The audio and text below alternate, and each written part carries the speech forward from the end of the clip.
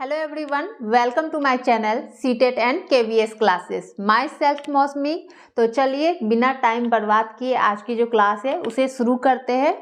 तो आज हमारी किस चीज़ की क्लास होगी? आज हमारी हिस्ट्री की क्लास होगी। हमारी NCERT की बुक हिस्ट्री की क्लास 6 का चैप्टर 2 आरंभिक मानव की खोज में हमने क्लास 6 का चैप्टर 1 जो है उसे कंप्लीट कर लिया है। जिन्होंने भी उस वीडियो को नहीं देखा है वो लोग प्लेलिस्ट में देख सकते हैं। तो ये हमारे क्लास 6 का चैप्टर 2 है जो है आरंभिक मानव की खोज में, यानी आरंभिक मानव की यानी पहले जो मानव लोग रहते थे, ठीक है, जब शुरुआत हुई थी उस समय इन लोग के खोजों में किन किन चीज़ों का पता चला हुआ ना। आप लोग की बहुत सी कुरनूल गुफा का पता चला, भीमबेटका कहाँ है ये पता चला, आप लोग की बहुत सारी चीज़ें यानी आपकी पूरा स्थल जो है उनका पता चला, और पुरानी बर्तनें, इमारतें, सिक्के, इन सभी चीज़ों का खोज के द्वारा पता चला है। तो सबसे पहले जो है आरंभिक मानव की खोज में जो लोग इस उपमहाद्वीप में 20 लाख साल पहले रहा करते थे, ठीक है, जो भी लोग थे इस उपमहाद्वीप में क्या थे, 20 साल पहले रहा करते थे, उन्हें भोजन का इंतजाम करने की विधि के आधार पर हम किस नाम से जानते हैं? आखेटक खाद्य संग्राहक। यानी जो लोग 20 साल पहले इस उपमहाद्वीप में रहा करते थे वो लोग भोजन की खोज में यानी भोजन की तलाश किस तरह करते थे, उसकी क्या विधि थी, ठीक है, कौन से तरीका अपनाते थे, उसके आधार पर खाद्य संग्राहक जो है वो नाम पड़ा था। अब भाई ये आखेटक खाद्य संग्राहक जो था वो नाम पड़ा था। तो ये आखेटक क्या है? आखेटक तो इतना तो समझ गए ना कि चलो 20 लाख साल पहले जो लोग रहते थे उन लोग का जो अपने भोजन की तलाश में जो रास्ता यानी जो विधि को चुनते थे उसी के आधार पे उन्हें क्या कहा गया था? आखेटक खाद्य संग्राहक कहा गया था। लेकिन आखेटक है क्या? सबसे पहले जो है आखेटक खाद्य संग्राहक समुदाय के लोग होते थे। ये लोग क्या होते थे?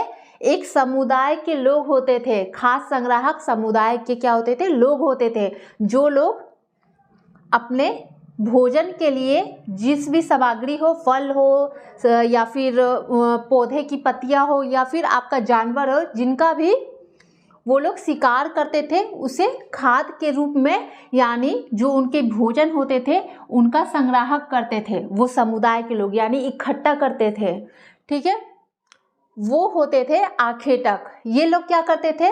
ये एक जगह से दूसरी जगह पर घूमते रहते थे, ठीक है। ये लोग जो होते थे खाद्य संग्राहक समुदाय के लोग, ये लोग एक जगह से दूसरी जगह पे घूमते रहते थे। लेकिन क्यों? इसके पीछे क्या कारण था?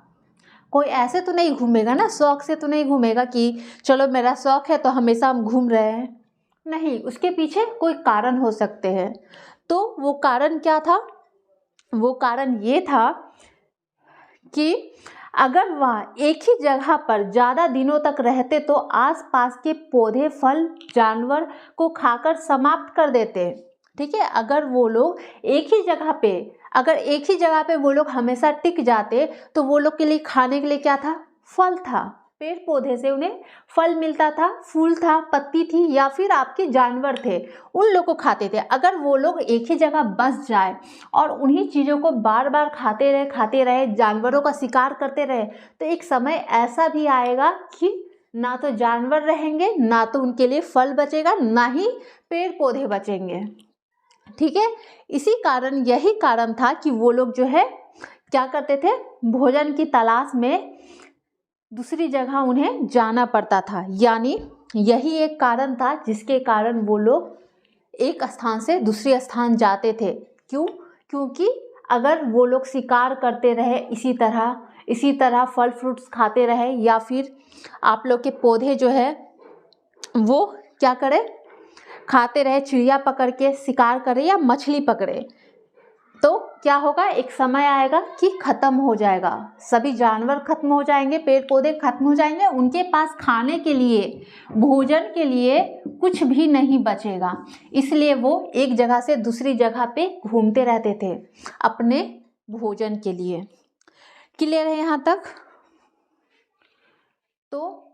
ये सबसे पहले जो है वो हम लोग पहले जनरल यानी बेसिक चीज़ जो है उसे समझ लेंगे, तब हम इम्पोर्टेंट पॉइंट्स पे आएंगे। यानी ये हमारे लिए जानना ज़रूरी है कि ये है क्या, ठीक है। ये समझ लेंगे, उसके बाद जो इम्पोर्टेंट पॉइंट्स है जो हमें याद रखने हैं हमारे एग्ज़ाम के लिए, वो सारे पॉइंट्स को देख लेंगे। लेकिन पहले थोड़ा समझ लें कि वो बात है क्या, इसकी शुरुआत जो है वो कहाँ से हुई है, ठीक है। ज़्यादा टाइम बर्बाद नहीं करेंगे क्योंकि हमारे पास अब उतना टाइम रहा नहीं। क्लियर है यहाँ तक? चलिए नेक्स्ट, ये लोग शिकार किस चीज़ का करते थे? ये लोग जंगली जानवर जो होते थे उनका शिकार करते थे। मछली, चिड़िया, इन सभी को पकड़ते थे। फूल, फल या फिर पौधे, पत्तियों या अंडे को इकट्ठा करते थे। इनका शिकार क्या होता था? चाहे तो ये जानवरों को मारते थे, या मछली पकड़ना, या चिड़िया मारना, या फिर आपका फल फूल हुआ, पत्ती हुए, ये सब चीज़ों को इकट्ठा करके वो लोग अपना इसे भोजन बनाते थे। क्लियर है इतना? अब चलिए अब समझ लेते हैं पूरा पाषाण काल। अब पूरा पाषाण काल जो है ये क्या है, ठीक है। तो क्या है पूरा पाषाण काल? या दो शब्दों से मिलकर बना है, यानी पूरा, ठीक है, और पाषाण। पूरा मतलब क्या होगा? प्राचीन, और पाषाण का मतलब पत्थर, यानी कि यह नाम पूरा स्थलों से प्राप्त पत्थर के औजार को महत्व को दर्शाता है, ठीक है। यह दो शब्दों के मेल से बना है। पूरा जो है, ये जो पूरा है यानी आपका प्राचीन, यानी कि पहले का, प्राचीन पहले का, और प्लस जोड़ से बना है पाषाण यानी पत्थर, ठीक है। यह नाम पूरा स्थलों से प्राप्त पत्थर के औजार के महत्व को दर्शाता है, यानी कि उस समय जो पत्थर के औजार बनाए जाते थे, हथियार बनाए जाते थे, उसी को दर्शाया जाता है इसमें। क्लियर है? नेक्स्ट है पूरा पाषाण काल की काल अवधि। अब पूरा पाषाण काल जो था हमारा, इसकी काल अवधि क्या थी, यानी कब तक की इसकी अवधि थी? या 20 लाख साल पहले से 12,000 साल पहले तक की अवधि हमारी जो होती थी वो क्या होती थी? वो पूरा पाषाण काल की होती थी, ठीक है। अब पूरा पाषाण काल जो था इसे कितने भागों में विभाजित किया गया था? हमारा जो पूरा पाषाण काल था यानी बहुत शुरुआत का, वो कितने भाग में विभाजित किया गया? वो 3 भागों में विभाजित किया गया। वो कौन कौन से थे? एक था आरंभिक पूरा पाषाण काल, ठीक है। दूसरा था मध्य पूरा पाषाण काल, जिसे मेसोलिथ या लघु पाषाण भी कहते हैं। तीसरा जो था वो था उत्तर पाषाण काल, ठीक है। अब आप जो हिस्ट्री जो पढ़ते हो वो क्या होता है? यही सब पे आधारित होता है, कौन सी चीज़ किस पाषाण काल में जो है वो हुई थी, ठीक है। तो चलिए आगे देखते हैं। अब ये जो पूरा पाषाण काल, सॉरी मध्य पाषाण काल जो होता है, ये क्या होता है? जिस काल में हमें पर्यावरणीय बदलाव देखने को मिलते हैं उसे क्या कहते थे? मध्य पाषाण काल। यानी जिस पाषाण काल में हमें पर्यावरण के बदलाव यानी बहुत कुछ बदलाव देखने को मिले, जो पहले था, जैसे पहले लोग औजार बनाते थे पत्थरों के बड़े बड़े से, वैसे जैसे उनका रहन सहन था, जैसे वो जानवरों का शिकार करते थे या मछलियाँ पकड़ते थे या जो भी करते थे, उनमें क्या हुआ? बदलाव हुआ। बदलाव क्या हुआ? मध्य पाषाण काल में देखने को मिला। क्या मिला? यानी पर्यावरण बदलाव, यानी यहाँ का जो पर्यावरण था उसमें बदलाव देखने को मिला है, ठीक है, हमारे मध्य पाषाण काल में, ठीक है। इसे ही लघु पाषाण भी कहा जाता है। अब लघु क्यों कहा जाता है इसे? क्योंकि मध्य युग यानी लघु पाषाण के जो औजार होते थे वो बहुत छोटे होते थे, ठीक है। अब क्या हुआ? पहले तो आरंभिक पूरा पाषाण काल में क्या करते थे लोग? जो हथियार बनाते थे वो बड़े बड़े बनाते थे। क्यों? क्योंकि उतना उन्हें नॉलेज नहीं था या फिर पता नहीं था, पहली बार कर रहे थे, तो हथियार कैसे बनते थे? बड़े बड़े से बनते थे। फिर धीरे धीरे क्या बदलाव आया, वातावरण में बदलाव आया, क्या करने लगे वो लोग? अब जो हथियार बनाना शुरू कर किए वो लोग, वो छोटे छोटे हथियार बनाना शुरू किए, ठीक है। चलिए आगे देखते हैं।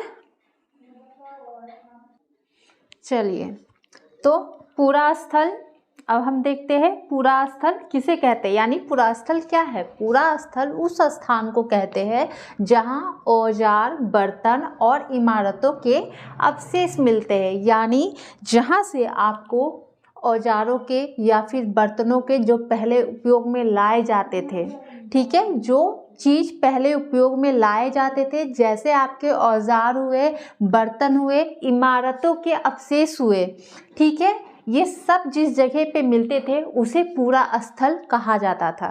ठीक है, कहा जाता है ना पुरा स्थलों में, मतलब उन जगह पे क्या हुआ है, आप लोग को पुरानी चीज़ें मिली है। तो जहाँ से पुरानी चीज़ें मिलती थी, चाहे बर्तन हो, सिक्के हो, इमारतों के अवशेष हो, ये सभी चीज़ जहाँ पे मिलती थी खुदाई के द्वारा, वो स्थान जो होता था वो पुरा स्थल होता था। क्लियर है। अब है हमारा आवासीय पुरा स्थल। अब ये आवासीय पुरा स्थल जो है ये क्या है, आवासीय पुरा स्थल क्या है, 20 साल पहले जहां लोग रहा करते थे उसे आवासीय पुरा स्थल कहते थे। ठीक है, जहां पे 20 लाख साल पहले जहां पे लोग जो है वो रहा करते थे उसे क्या कहते थे, आवास पुरा स्थल। आवास मतलब ही रहने की जगह, ठीक है, जहाँ पे लोग जो है 20 लाख साल पहले रहा करते थे उसे कहते थे आवास पुरा स्थल। जैसे गुफाएं और कंदाएं, ठीक है, पहले के लोग कहाँ रहते थे, गुफाओं में रहते थे। क्लियर है। उद्योग स्थल, अब ये उद्योग स्थल क्या है, जहां लोग पत्थरों से औजार बनाते थे उन स्थलों को उद्योग स्थल कहते थे। अब उद्योग यानी व्यवसाय से संबंधित, जहां पे लोग क्या करते थे, औजार बनाते थे पत्थरों से, ठीक है, उसे कहते थे उद्योग स्थल। बस जनरल मतलब बेसिक चीज़ जो है उसे बस सुनना है और समझना है।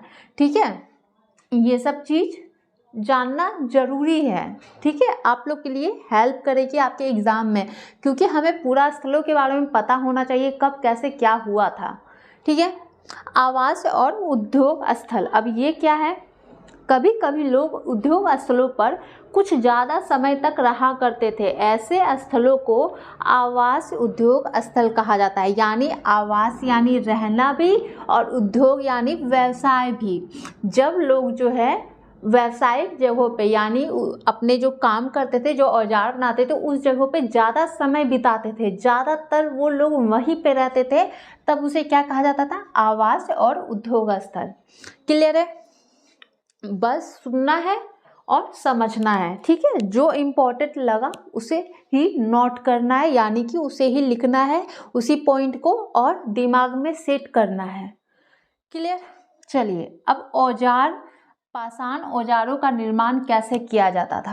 अब जो पाषाण के जो औजार होते थे उनका निर्माण कैसे होता था। अभी ना आप लोग के पास टेक्निक आ गई है कि इस चीज़ों, इस मशीन के द्वारा इस औजार का निर्माण हो रहा है, उस मशीन द्वारा उस औजार का निर्माण होना, मशीन आ गई अभी। लेकिन पहले तो ऐसी कोई चीज़ नहीं थी, ऐसी कोई सुविधा नहीं थी। पहले के लोग औजार खुद से ही बनाते थे। ठीक है, तो वो कौन से तरीके थे, ठीक है, जिससे वो औजार जो है वो बनाया करते थे, यानी औजार का निर्माण कैसे करते थे। तो पहला जो है वो क्या करते थे, पत्थर से पत्थर को टकराना।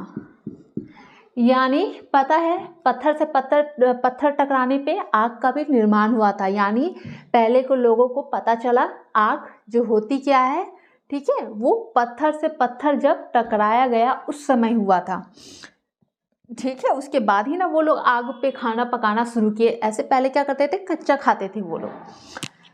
ठीक है, पहले हमारे जो आदि मानव होते थे क्या होता था, कच्चे खाते थे, जानवरों के मांस हो या कोई भी चीज़ हो वो कच्चा खाते थे। जब वो पत्थर से टकराना शुरू हुआ, जब आग देखी, तब उन्हें आग का पता चला और वो लोग क्या करने लगे, धीरे धीरे वो लोग विकसित हुए थे। ठीक है, पके हुए भोजन तब वो खाने लगे, यानी मांस हो या कुछ भी, वो उसे पकाना शुरू किए। ठीक है, तो पहले क्या हुआ था, औजार बनाने में पत्थर से पत्थर को टकराना, यानी पत्थर से पत्थर को टकराते थे और वो औजार का निर्माण करते थे। अब भाई पत्थर से पत्थर टकरा के कैसे औजार बन गया, जब पत्थर, दो पत्थरों में जब घर्षण होता था, ठीक है, तो क्या होता है, वो एक शेप लेता है। ठीक है, अगर किसी चीज़ को आप ज़्यादा उस जगह पे मतलब आप घर्षण करो तो क्या होगा, वो एक शेप लेना शुरू करेगा, वो अपना शेप चेंज करता है। ठीक है, तो पत्थर से पत्थर टकराने पे क्या हुआ था, औजार का निर्माण करते थे। और दूसरा जो था वो दबाव सल्क तकनीक द्वारा, यानी किसी चीज़ पे इतना दबाव बनाओ कि वो अपना शेप जो है वो बदले। ठीक है, किसी भी चीज़ पे अगर आप दबाव बनाते हो ज़्यादा तो क्या होता है, वो चीज़ अपना शेप बदलता है। क्लियर है। नेक्स्ट है हमारा भीमबेटका। अब भीमबेटका पूछा जाता है। ठीक है, भीमबेटका सबसे पहले, अब प्रॉब्लम यहाँ नहीं होती कि भीमबेटका हमने पढ़ लिया, हो गया, हमें जानकारी हो गई। प्रॉब्लम उस जगह पे आती है जब एग्ज़ाम में आप लोग के क्वेश्चन आते हैं। क्यों? क्योंकि क्वेश्चन इस तरह से आएंगे कि भीमबेटका कहाँ है, या फिर आपका ये 3 पॉइंट सही निकल जाएगा, 1 पॉइंट आपका गलत रहेगा। अब आप उस गलत पॉइंट को सिलेक्ट कीजिए कि वो गलत कौन सा है। भीमबेटका के बारे में क्वेश्चन इस तरह से आते हैं, प्रॉब्लम उस जगह पे होता है, इसलिए हर एक पॉइंट को दिमाग में सेट करना बहुत ही ज़रूरी है। ठीक है, चलिए, भीमबेटका ये कहाँ है, ये मध्य प्रदेश में है। ठीक है, याद रखना है भीमबेटका कहाँ पे है, मध्य प्रदेश में है। कैसे याद रखना है, अब भाई भीमबेटका ये भौ से शुरू हो रहा है, बस इतना याद रखना है, ये भौ को हटा देना है, ये वाला जो लाइन है इसको हटाना है, ये जो है इस लाइन को हटा देना है। अब ये क्या हो गया, यहाँ देखिए, याद कैसे रखें, क्योंकि प्रॉब्लम तो उसी जगह पे आती है ना कि याद रखना है। इतना सारा जो इकट्ठा रहता है हमारे दिमाग में, वो सब क्या कर देता है, कंफ्यूजन में ही डालता है। तो याद कैसे रखना है भीमबेटका कहाँ है। अब भाई भौ से शुरू होता है भीमबेटका, बस इतना याद रखना है, जब भी भीमबेटका आए तो ये भौ को हटा देना है, यानी मौ। ठीक है, अब मौ जहाँ आ जाए तो यानी कि मध्य प्रदेश। ठीक है, हमारा भीमबेटका कहाँ होगा, वो मध्य प्रदेश में होगा। अब आप लोग के दिमाग में आ रहा होगा कि अरे मौ से तो बहुत कुछ हो सकता है। ठीक है, हो बहुत कुछ सकता है, लेकिन जब ये 2 मौ दिख जाए तब समझ लो मध्य ही हो सकता है, मध्य ही हो सकता है, यानी कि मध्य प्रदेश में ही हमारा भीमबेटका है। अब भीमबेटका जो है वो एक क्या है, पूरा पाषाणिक आवास पूरा स्थल है। ठीक है, भीमबेटका जो है ये पूरा पाषाणिक आवास स्थल है। आवास स्थल यानी रहने का स्थल, जहाँ पे पहले 20 लाख साल पहले जो लोग हैं वो क्या करते थे, रहा करते थे। ठीक है, यह आदि मानव द्वारा बनाए गए शैल चित्रों के लिए प्रसिद्ध है। अब भीमबेटका क्यों प्रसिद्ध है, तो ये आदि मानव द्वारा जो बनाए गए शैल चित्र थे उसके लिए भीमबेटका जो है प्रसिद्ध है। ठीक है, भीमबेटका क्या था, ये एक आवास पूरा स्थल था, जहाँ पे आदि मानव जो है पहले के लोग 20 लाख साल पहले जो है वो लोग वहाँ रहा करते थे। ठीक है, ये आदि मानव द्वारा बनाए गए शैल चित्र, यानी भीमबेटका में क्या बनाया गया था, शैल चित्र बनाया गया था, इसीलिए भीमबेटका जो है क्या है, प्रसिद्ध है। क्लियर है। अब चलिए भीमबेटका देख लेते हैं, भीमबेटका कैसा है। तो भीमबेटका आपका कुछ ऐसा है, ये गुफा के शेप में पत्थर है पूरे। ठीक है, और ये क्या है, गुफा बना हुआ है। क्लियर है। चलिए 1 मिनट।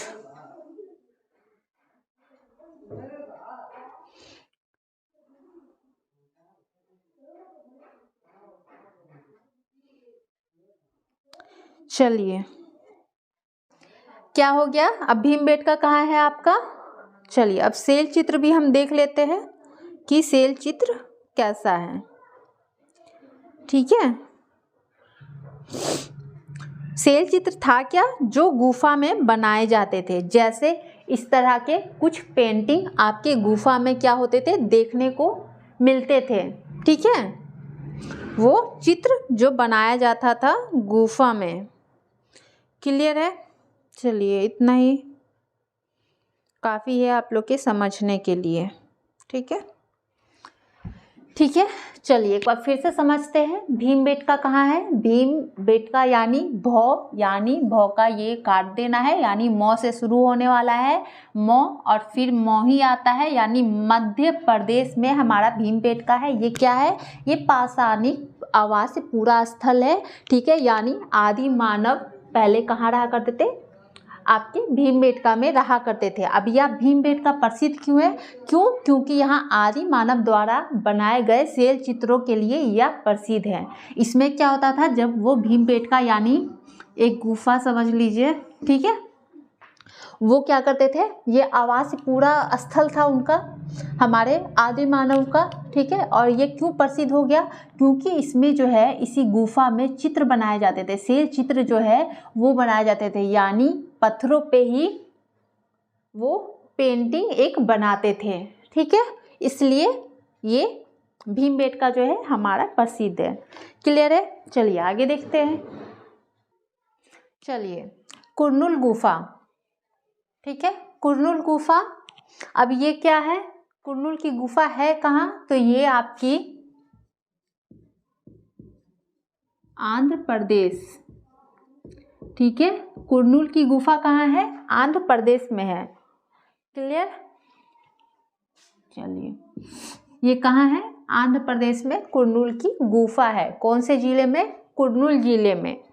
ठीक है, 1 मिनट। ठीक है, चलिए, आपकी कुरनूल की गुफा कहाँ है? आंध्र प्रदेश में कुरनूल जिले में। ठीक है, अब यहाँ से क्या हमें मिला था? कुरनूल की गुफा क्यों प्रसिद्ध है?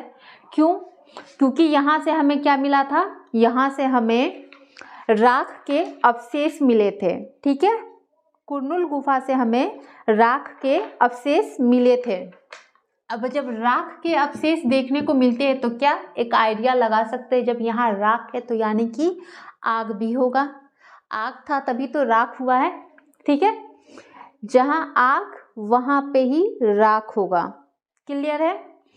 तो क्या इससे क्या पता चला? इससे पता चलता है कि आरंभिक मानव जो थे उन्होंने आग जलाना सीख लिया था। ठीक है, जो आरंभिक मानव थे यानी पहले के जो लोग थे उन लोगों ने आग जलाना सीख लिया था, यानी आग की खोज जो है, आग की जो खोज है वो क्या हुई थी? हो चुकी थी। उस समय तक आपके आग की जो खोज थी वो हो चुकी थी, यानी आपके कुरनूल की गुफा से राख के अवशेष मिले थे। अब राख के अवशेष मिलने पे लोगों ने अंदाजा लगा लिया कि उस समय के जो लोग थे, यानी कि आरंभिक मानव जो उस समय के थे, उन लोगों ने आग जलाना सीख लिया था, यानी उस समय तक आग की खोज हो चुकी थी। ठीक है, क्लियर है? अब नेक्स्ट है हमारा महाराष्ट्र के पटनेपुरा स्थल से किसके अवशेष मिले थे? अब महाराष्ट्र का जो पटनेपुरा स्थल था वहां से किसके अवशेष मिले थे? वहां से आपके शुतुरमुर्ग के अंडों के अवशेष मिले थे, यानी आप लोग को वहां पे शुतुरमुर्ग के अंडे जो थे उसके अवशेष देखने को मिले। ठीक है, ठीक है, चलिए, अब शैल चित्रकला। शैल चित्रकला क्या है? इससे पहले हुआ है क्या? भीमबेटका, जहाँ पे क्या देखने को मिला था? वहाँ शैल चित्रकला मिला था। भीमबेटका क्यों प्रसिद्ध है? शैल चित्रकला के लिए प्रसिद्ध है। ठीक है, तो शैल चित्रकला क्या है? आरंभिक लोग ने गुफाओं की दीवारों पर जो चित्र बनाए उसे शैल चित्रकला कहा जाता था, यानी जो गुफा था, जो पत्थर था, गुफा कैसा होता है? पत्थर रहता है ना गुफा, उस पत्थर में जो चित्र बना हुआ था, ठीक है, किसी भी चीज का एक पेंटिंग जो बना होता था वो क्या होता था? उसे ही शैल चित्रकला कहा जाता था। ठीक है, नेक्स्ट है हुसकीपुरा स्थल में औजार किससे बनाए जाते थे? ठीक है, अब जो हुसकीपुरा स्थल था, अब ये सब को हल्के में नहीं ले लेना है कि ये सब कुछ नहीं, ये सब NCERT के बुक में आपकी दी हुई है। ठीक है, तो आपके एग्ज़ाम में क्या आपके सीटेट के एग्ज़ाम में बहुत बार ये सारे जो क्वेश्चन है वो देखने को मिले हैं। ठीक है, तो KVS में भी आपको क्या NCERT पे बेस्ड क्वेश्चन रहेंगे, तो आपके KVS में भी मिलेंगे ही, और ख़ास करके तो आपके PRT में ज़्यादातर ऐसे ही क्वेश्चन आपको देखने को मिल जाएंगे। ठीक है, चलिए, हुसकीपुरा स्थल में औजार किससे बनाए जाते थे? तो चूना पत्थर से। ठीक है, वहाँ के जो हुसकीपुरा स्थल था वहाँ के औजार किससे बनते थे? चूना पत्थर से। ठीक है, हुसकी नाम से ही याद रखना, हुसकी यानी कि हुसकी वर्ड सुन के क्या लगता है कि दम नहीं है। ठीक है, मामूली सा है, तुरंत डस्ट में बदल जाएगा, हुसकी नाम से ही वैसा फील होता है। ठीक है, अब आप लोग को नहीं होता हो तो फील करवा लीजिए, क्योंकि हुसकी नाम से फील होता है। ठीक है, औजार किससे बनाए जाते हैं? चूना पत्थर से। अब जहाँ आपके हुसकी नाम आ जाए यानी कि उसमें हिम्मत होगा नहीं, वो तुरंत डस्ट में बदल जाएगा, तुरंत क्या हो जाएगा? डस्ट में बदल जाएगा। तो किससे उसके हथियार बन सकते हैं? चूना से, चूना पत्थर से। ठीक है, चूना आप लोगों ने बहुत कोई देखा होगा चूना। अब चूना बहुत कोई दर्द में भी लगाते हैं, दर्द है तो चूना लगा लो। अब चूना मिलता कहाँ है? तो पहले के जो बुजुर्ग होते हैं उन लोग के पास चूना आसानी से मिल जाता है। अब भाई क्यों उनके पास?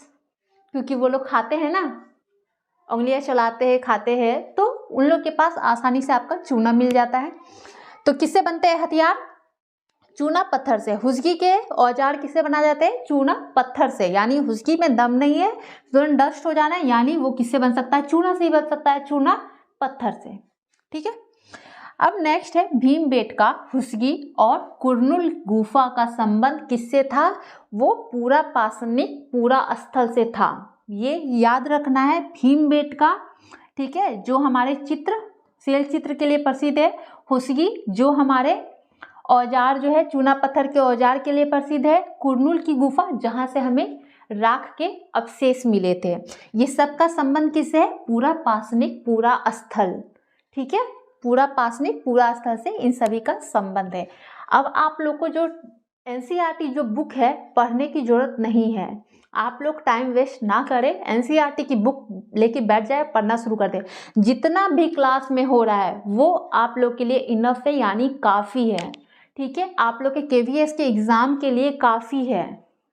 ठीक है, तो आप लोग को एक्स्ट्रा इसमें पढ़ने की कोई ज़रूरत नहीं है। जो भी क्लास में चल रही है उसे बस अच्छे से देखना है और समझना है, बस आपका काम हो जाएगा। चलिए, क्लियर है यहाँ तक? फिर से एक बार, कुरनुल की गुफा, कुरनुल की गुफा से याद क्या आ जाएगा? कुरनुल आंध्र प्रदेश में है। कुरनुल की गुफा में क्या है? राख के अवशेष मिले थे।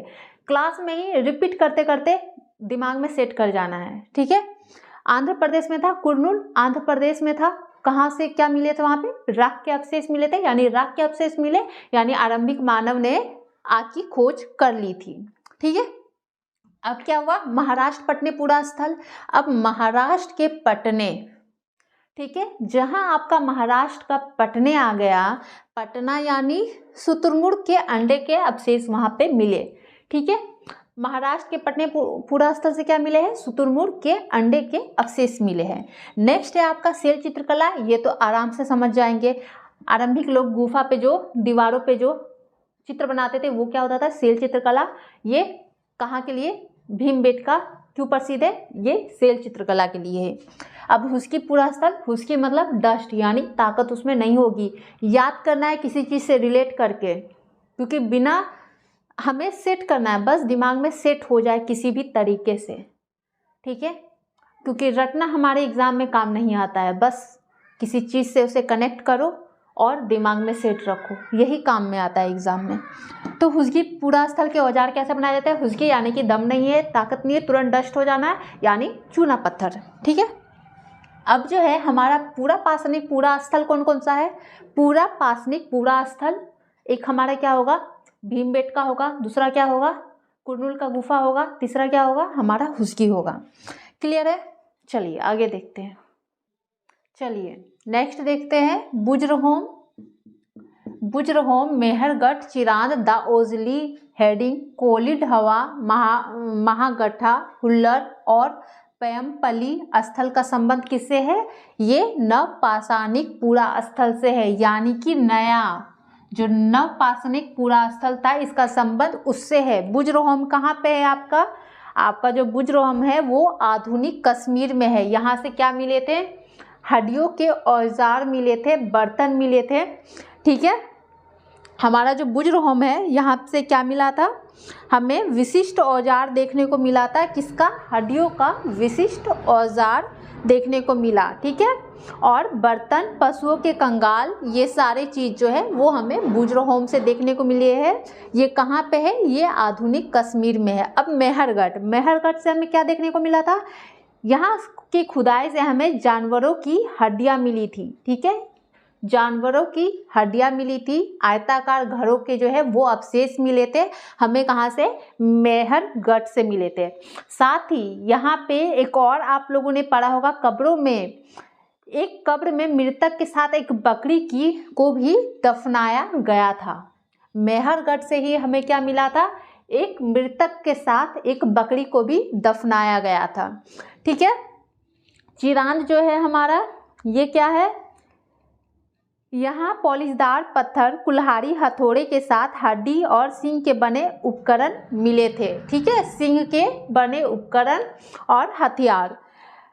क्लियर? चलिए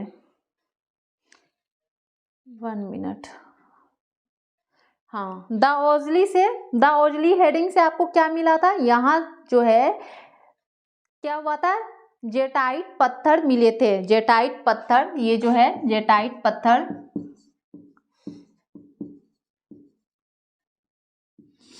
जेटाइट पत्थर। ठीक है, आपके द ओजली हेडिंग से ही आपके जेटाइट पत्थर ठीक है मिले थे। क्लियर है?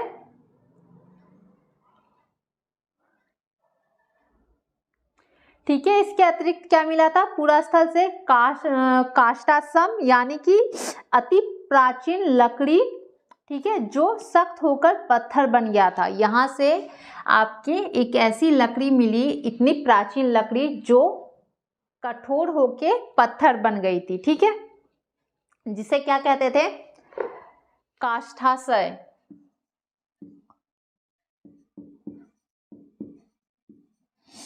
ठीक है, ये सब आपने सीटेट में पढ़ा होगा। मेहरगढ़ से क्या क्या चीज़ के अवशेष मिले थे। ठीक है, बुजरोहम से ये सब। लेकिन अभी हम फिर से आते हैं मेन पॉइंट पे। चलिए, भटकेंगे नहीं ज़्यादा, इधर उधर भटक जाते हैं। बुजरोहम, मेहरगढ़, चिरांद, दाओजली हेडिंग, कोलिड हवा, महारगढ़, हुल्लर, पैम्पली स्थल का जो संबंध था, ये आपका नवपाषाण पूरा स्थल है। याद रहेगा, नवपाषाण पूरा स्थल है। बुजरोहम से क्या मिला था? हमें हड्डियों के हथियार मिले थे। ठीक है, बर्तन मिले थे। मेहरगढ़ से आपके क्या मिले थे? जानवरों के कंगाल मिले थे। ठीक है, और आयताकार घरों के अवशेष मिले थे। वहाँ पे एक कब्र में मृतक के साथ एक बकरी को भी दफनाया गया था। क्लियर है? दाओजली से आपके जेटाइट पत्थर, काष्टसम यानी कि जो लकड़ी इतनी पुरानी है कि वो पत्थर बन चुकी है। ठीक है, चलिए नेक्स्ट आते हैं। ये याद रखना है, नवपाषाणिक पूरा स्थल है। अब नेक्स्ट है हमारा ब्राह्मगिरी और आदि चंदलूर का संबंध किससे है? ये महापाषाणिक पूरा स्थल है। क्लियर है? आरंभिक गांव का नाम बताइए। अब आरंभिक गांव कौन से थे? क्वेश्चन आएगा, अगर आरंभिक गांव का नाम बताइए तो इनाम गांव। हमारा इनाम गांव जो था वो आरंभिक गांव था।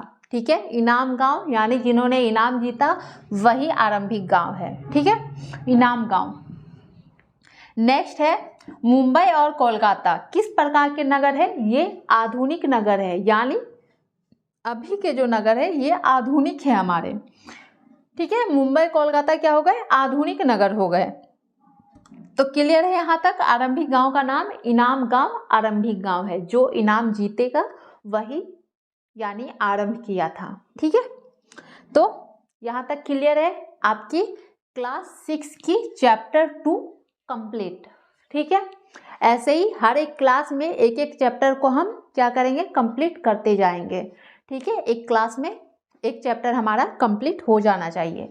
तो बस अब इससे बाहर आप लोगों को एनसीईआरटी की बुक में कुछ नहीं पढ़ना है।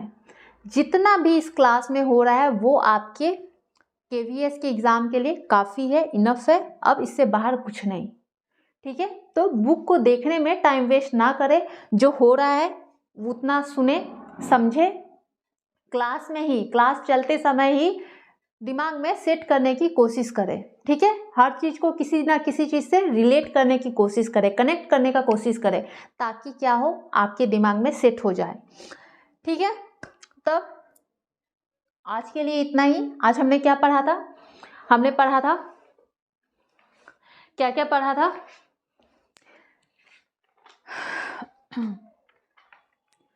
आज हमने क्या क्या देखा?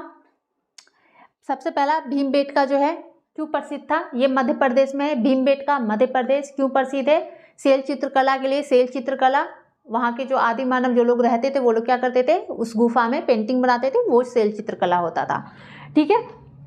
नेक्स्ट जो हमारा था वो क्या था? कुरनूल का गुफा किस लिए प्रसिद्ध है? राख के अवशेष कहाँ से मिले थे? कुरनूल की गुफा से। राख के अवशेष से क्या पता चला कि आग का आविष्कार हो चुका है, ठीक है। नेक्स्ट हमारा क्या था? नेक्स्ट हमारा था, हाँ, महाराष्ट्र के पटनेपुरा स्थल से क्या मिले थे हमें? शुतुरमुर्ग के अंडों के अवशेष मिले थे, क्लियर है। अब हुस्कीपुरा स्थल जो था वहाँ पे औजार कैसे बनाए जाते थे? हुस्की यानी कि डस्ट तुरंत हो जाना है, कमजोर है, ताकत नहीं है, यानी डस्ट हो जाना है, यानी कि चूना पत्थर से, क्लियर है, ठीक है। तो आज के लिए इतना ही। आपका चैप्टर 6 का एनसीईआरटी की बुक 6 जो है उसकी चैप्टर 2 जो है वो कंप्लीट होती है। नेक्स्ट क्लास में हम लोग इसकी चैप्टर 3 करेंगे। तो आज के लिए इतना ही। वीडियो पसंद आई हो तो वीडियो को लाइक, शेयर और चैनल को सब्सक्राइब कर दीजिएगा। Thank you.